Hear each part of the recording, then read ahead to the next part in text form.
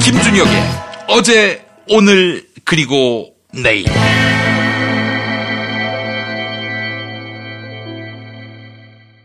한신대학교 정조교양대학 김준혁 교수님과 함께하겠습니다. 교수님. 예, 안녕하세요. 김준혁입니다. 예, 김용민 브리핑 최초로 배달 후에 제작이 되는 첫 방송이 되겠습니다. 우리 김준혁 교수님을 세상이 놔주질 않네요. 예. 아유, 예. 저희가 원래 전날에 항상 제작하는데 오늘 교수님 예. 너무 일정이 바쁘셔가지고 오늘 아침에야 비로소 연결을 합니다. 요즘 특이한 문화가 발생을 했는데, 예. 그 송년회를 예. 이렇게 그 인문학 강의를 하고 송년회를 하는 이런 분위기가 좀 나오고 있어요. 아. 예, 그래서 어제 대전에서 강의를 하다가 보니까, 아이고. 예, 이 녹음할 시간을 놓치는 바람에, 아이고. 예, 또 밤에는 또 송년회 따로 재송년회를 3개나 하는 바람에. 3개나. 교수님. 네. 살아계셔야 됩니다. 너무 많이 드시지 마세요, 정말. 아닙니다. 옥체를 보존하셔야 됩니다. 술은 많이 안 먹습니다. 예. 예, 교수님. 예, 교수님, 오늘 어떤 얘기 해볼까요? 사실 오늘 이야기는 네. 파인텍 노동자들의 굴뚝 농성 때문에 굉장히 가슴이 많이 아팠는데. 네네. 그걸 보면서 거꾸로 대동세상을 왜 우리가 못 만들고 있는가. 예. 만약에 우리가 진짜 참다운 대동세상을 만든다면 이런 굴뚝 농성은 도저히 있을 수 없는 일이다. 맞습니다. 예. 그런 생각을 하면서 거꾸로 조선시대 때 대동세상을 만들다가 끝내 성공하지 못했던 그럼에도 불구하고 대동세상을 만들려고 노력했던 당시 정여립의 대동계에 대한 이야기를 해볼까 생각을 좀 했습니다. 예. 파인텍 노동자들 굴뚝농성, 세계 기록을 세웠는데 그 전에 세계 기록 보유자도 같은 회사입니다. 그렇습니다. 전분이 이제 408일이었고. 예. 오늘이 이제 411일째가 되는 거죠. 그렇습니다. 예. 다행히 아침 뉴스 보니까 종교 지도자들하고 함께 파인텍 노동자 두 분과 사측 스타플렉스에서 두 명이 이렇게 만나서 이 문제를 좀 해결하겠다는 뉴스를 좀 들었는데 사실 이게 너무 늦은 거죠. 네. 만약에 진짜 이 동료로서 그리고 똑같은 인간으로서 사람들을 존중한다면은 이 411일이라고 하는 이 숫자가 나올 수가 없는 것이거든요. 그렇기 때문에 역으로 우리는 이전에 조선시대라고 하는 봉건제 사회에서도 신분의 평등을 꿈꾸고 모든 사람들이 하나로 이렇게 만들어지려고 했던 그런 대동계, 대동세상에 꿈꿨던 사람들을 유심히 들여다봐야 된다는 거죠. 예. 알겠습니다. 대동세상. 아니, 사실 굴뚝농성 하시는 분들은 대동세상까지도 아니고 정말 사람으로서 지킨 약속 지켜라 이거 아닙니까? 그렇죠. 분명히 그 사람들이 고용승계를 하겠다라고 약속을 하고, 그래서 408일의 농성을 이제 풀었던 거 아니겠습니까? 예. 그럼에도 불구하고 그 약속을 지키지 않는다. 이건 도저히 있을 수 없는 일들이죠. 그렇습니다. 예. 그러니까 우리 사회가 이게 너무 자기들 것만 생각을 하고 있는 거예요. 그러니까 타인에 대한 고통과, 또 이런 배려 없이 그냥 나만 생각하다 보니까 굴뚝에서 농성을 하나 보다. 그냥 치고 지나가는 거죠. 그러다 보니까 이런 일들이 생긴 거예요. 그럼 제 이야기를 좀 조금만 간단하게 하자면 이런 거죠. 예. 정여립이라는 사람이 잘 알려져 있습니다만 선조에 의해서 죽음을 당한 사람이었죠. 언제 죽음을 당했습니까? 1588년에 이제 죽었거든요. 그러면은 임진왜란 전이네요. 3년 전이죠. 예. 실제로 이 정여립은 임진왜란을 이렇게 예견을 했었던 인물입니다. 선조 수정실록에도 보면은 정여립이 임진왜란을 예견을 하고 그것에 대한 준비를 했다라고 명백하게 사관이 써놓고 있거든요. 예. 이 정여립은 누구의 제자냐 하면은 율곡 이의 제자예요. 그러니까 율곡한테 이제 제대로 학문을 배웠던 거죠. 그럼에도 불구하고 율곡이 나중에 이제 당파와 관련해서 물론 이제 율곡은 이 당파가 일어나지 않게 하기 위한 조종을 하려고 하는 노력을 많이 했었어요. 예, 예. 그럼에도 불구하고 나중에 이제 서인으로 기울게 되거든요. 예. 그래서 그 과정에서 이제 그 정여립이 서인으로 기울고 있는 율곡을 이제 비판을 하게 되죠. 그러면서 이제 그 당시 조정에서 굉장한 비난을 받게 됩니다. 율곡에 대한 그 비난이 결국 이제 정여립을 조정에서 나오게 만들거든요. 이제 그런 과정에서 선조의 역할도 굉장히 컸죠. 왜 그러냐면 선조실록에 보면은 정여립에 대한 이런 흥미로운 이야기가 나옵니다. 개혁에 대한 안을 계속해서 주장을 했는데 선조가 받아들이지 않자 이 사람이 이제 조정 바깥으로 나오면서 뒤를 돌아서서 선조를 째려봤다는 거예요. 사실 조선시대 때 신하들이 예. 임금 얼굴을 쳐다보는 것도 쉬운 일이 아닌데 예. 임금을 대놓고 째려봤다라고 하는 것은 정말 상상할 수 없는 일인데 그럴 정도로 이제 대담했던 인물이 정여립이었던 거죠. 그래서 정여립이 그 조정을 나와서 이제 고향인 전주로 오게 됩니다. 여기서 하는 일이 굉장히 중요한데 예, 이 사람이 예. 이때 대동제라는 걸 만든 거예요. 여기에 이제 공사천 그러니까 이 신분과 관련해서 이 공노비 또 산노비 또 모든 사람들을 다 모임에 집어넣고 양반도 모임에 집어넣고 여자들도 모임에 집어넣었다는 거예요. 진짜요? 예, 조선시대 때 남자 여자가 도저히 같이 있을 수 없다. 그래서 남녀 7세 부동석 이렇게 이야기하던 시절인데 아니 사실 조선 말기 때 그 교회도요. 네. 교회가 이제 사실은 서양에서 건너온 건데도 불구하고 그때는 예. 교회당을 반으로 갈라가지고 남성석, 칸막이했죠. 여정석 예. 이렇게 칸막이까지 했었는데 선조 시대 여자까지 불렀다. 그렇죠. 야. 이거 얼마나 파격적인 일입니까, 그렇죠? 예.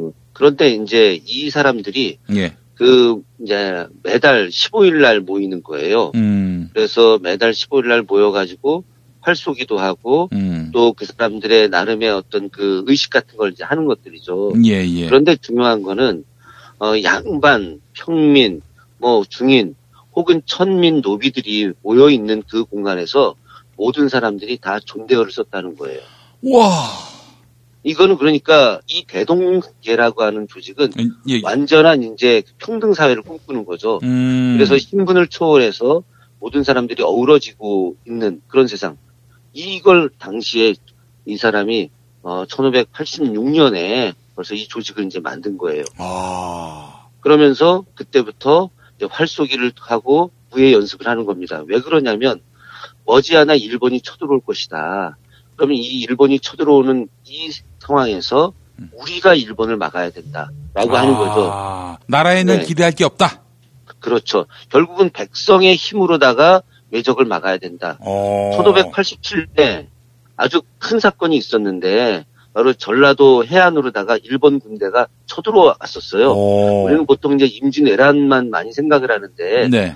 1587년에 그 일본 군대가 쳐들어왔는데 이 일본 군대를 당시 전라도에 있는 군대가 제어할 수가 없었던 거예요. 예. 그래서 전라감사가 정여립한테 부탁을 해가지고 정여립의 대동계가 이렇게 출동을 해서 일본 군대를 갖다가 싸워서 이깁니다. 예. 그러니까 이게 대단한 일인 거죠, 그죠? 당시 백성들도 새로운 세상을 꿈꾸었기 때문에 그래서 열심히 무예 연습을 했던 것이고 그걸 통해서 나라를 지키려고 했던 것이죠.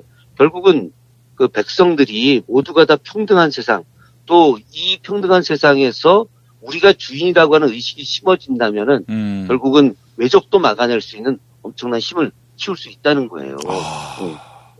그런데 이 대동계, 대동세상 이것이 당시 기득권자들 입장에서는 얼마나 불편하겠습니까? 그럼요. 아니 말도 안 되는. 천주교가 추구했던 것도 그런 것이고 그래서 사실 천주교가 어마어마하게 박해받은 거 아닙니까? 그렇죠. 당연히 그랬던 거죠. 결국은 그 천주교도 당시에 하늘 아래 모든 사람은 평등하다는 논리였었거든요. 그렇죠. 예. 예, 뭐 약간 다른 이야기이긴 합니다만 다산 정약용 선생이 동부승지를 사직하는 상소라고 하는 것을 이제 올리게 되죠. 예. 그때 썼던 내용 중에 보면은 이런 말이 나옵니다. 본인이 처음 그 광암 이벽을 만나가지고 천주시를 읽었을 때 거기서 너무 황홀한 내용에 빠져버렸다. 아하. 그것이 바로 평등 세상이었다라고 이야기하고 있거든요. 결국은 이제 이런 평등이라고 하는 것들, 그래서 공동체라고 하는 것, 서로를 도와주면서 살아가는 아름다운 세상, 이것은 세상을 바꿀 수 있는 굉장히 중요한 힘이고 또 세상을 백성들의 힘, 요즘으로 말하면 시민들에 의해서 만들어 나갈 수 있는 새로운 공동체를 이야기할 수 있는 것이거든요.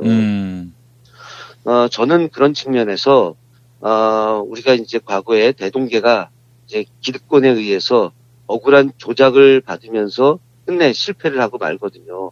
그러나 그런 그 대동계를 갖다가 이어야 되겠다라고 하는 생각들은 계속 있었던 거죠. 그것이 바로 장길산의 난도 있었던 것이고, 그리고 그 뒤에 이제 동학도 결국은 이런 대동계의 정신들을 다 있는 것들이거든요. 그렇게 네. 그때 기득권 세력이 밟았지만은 그 어떻게 또 기사회생을 합니다. 그 대동에 대한 여망이 말이죠. 이 민중들은 끊임없이 대동세상을 꿈꾸거든요. 저희도 지금 대동세상을 꿈꾸고 사는 거 아니겠습니까? 그래서 촛불혁명이 일어난 거죠, 사실은. 그렇죠. 예. 저 역시 새로운 세상을 늘 꿈꾸고 있기 때문에 저희 지역에서 대동계라는 모임을 지금 하고 있어요. 예. 대동계하고 또 다른 별칭으로 만인계, 저희 10,000명이 모여서 새로운 세상을 만들자라고 해서 지역에서 있는 여러 사람들이 만인계라고 하는 모임을 하고 있는데. 그 영어로 아로 아닙니까? 아로. 예. 예. 저는 빨리 예. 이런 그 파인텍 문제가 해결되기를 진심으로 바라고 그리고 이것이 해결되는 것으로 끝나는 것이 아니라 앞으로 더 이상 제2, 제3의 파인텍 불등 농성이 있어서는 안 된다. 예. 그런 측면에서 우리 모든 시민들이 이런 대동 정신을 갖다가 네. 함께 생각하고 실천할 수 있는 그런 노력들을 해야 된다라고 예. 오늘 이야기하고 싶습니다. 교수님, 근데 왜 그 차명을 당했어요? 아니 당연히 그 백성들이 예. 그 평등한 세상을 꿈꾼다고 한다면은 네. 그 사람들 입장에서 볼 때 영모나 마찬가지인 거죠. 예. 왜 영모가 되겠습니까? 아니 천민들이 양반들하고 똑같은 말을 쓰고 양반들이 천민들한테 존댓말을 쓴다라고 하는 것, 여자들이 함께 참여해서 같이 남자와 여자가 동석해서 이야기를 한다는 것, 이거는 조선사회에서 있을 수 없는 일들인 거죠. 그런 측면에서 그 정여립을 시기했던 사람들, 정여립의 명망이 날이 갈수록 백성들 사이에서 올라가고 있잖아요. 실제 궁중에 있는 선조보다 네. 저 지방에 있는 정여립의 어떤 위명이 높아지니까 이 정여립을 갖다가 영모 사건으로 조작을 해갖고 바로 죽이면 자기들이 이익이 생기게 되는 것들이죠. 그래서 당시에 이제 황해 황해도에 있는 감사가 전라도에 있는 사람을 영모 사건으로 만들어가지고 냈거든요. 그런 과정에서 이제 송익필이라고 하는 사람도 예. 원래 이 사람이 이제 노비 출신이었거든요. 예. 그런데 이제 신분을 감추고 양반 행세를 했었던 사람이었어요. 물론 이제 학문적으로 굉장히 상당히 뛰어났던 인물인데 예. 자신들의 노비 신분이 드러나는 그런 상황이 돼버린 거예요. 그래서 역으로다가 정여립이 영모를 일으키고 있다라고 하는 그런 조작된 상소를 올리면서 자기들이 그 영모죄, 그러니까 영모 사건을 갖다 고변한 그런 일종의 성과를 받아서 양반 신분을 유지하게 되거든요. 그러나 제일 핵심은 바로 이들이 백성들의 지지와 존경을 받고 있기 때문에 예. 결국은 이런 사람들이 나타나서는 안 된다라고 하는 기득권 세력들의 거대한 음모라고 할 수 있었던 거죠. 그래요. 게다가 또 군사훈련까지 했으니 이건 뭐 빼박이죠. 그렇죠. 이게 일본의 침략을, 외놈들의 침략을 막기 위한 그런 애국적 충정임에도 불구하고 이거는 반란을 일으키기 위한 군사훈련이다라고 덮어씌웠을 테고요. 안 봐도 비디오입니다. 그럼요. 예. 네. 아이고, 그렇군요. 그 선조는 그렇게 해서 임진왜란으로 아주 개망신을 당했는데 말이죠. 근데 그 후에 죽을 때까지 그 권력을 유지했단 말이죠. 그 힘은 뭐였습니까? 그 힘은 뭐 기득권의 힘들이었던 거죠. 정확히 말하면 예. 선조가 예. 그 개성으로 예. 도망을 갈 때 예. 백성들이 선조의 가마에 돌을 던졌거든요. 그렇죠. 예. 그건 상상이 안 가는 일이죠. 실제로 그때 정권이 바뀌었어야 되는 거예요. 이 조선 왕조가 어찌 보면 붕괴가 됐어야 되는데 결국은 이제 선조가 다시 집권을 하게 되는데 그 과정에서 나타난 현상들이 향촌사회 강화론이 나타나는 거예요. 예, 예. 그러면서 장자 중심주의. 그래서 향약이 이제 부활을 하게 되는 것들이죠.